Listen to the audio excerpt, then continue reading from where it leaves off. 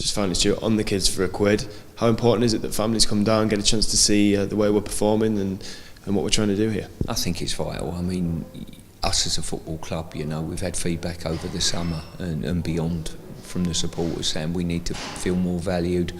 Now, if that is the case, they're not just idle words. We need to address that as a football club. I think we've started doing so. Some of the feedback we've had on the questions and answers evenings we've had, the open days we've had, has been fantastic.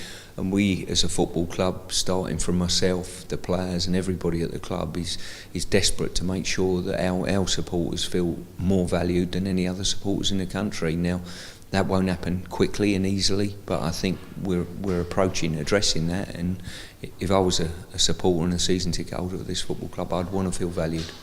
The offer is available to under-12s. What was Stuart Pearce doing as an under-12? Were you going to live football matches? Yeah, I was travelling on the underground train to going to QPR and watching games with a couple of friends. So, and prior to that, my father and mother were taking me to Queen's Park Rangers as well. So it is a family thing, you know.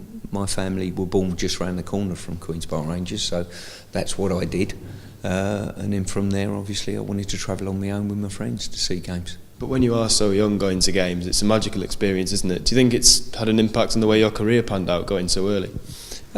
Possibly, yeah. I mean, I know what it's like. I mean, I suppose there's some youngsters in football that have come in and been professional footballers that didn't know what it was like to go to matches, apart from maybe their families taking them in a nice cosy environment, you know.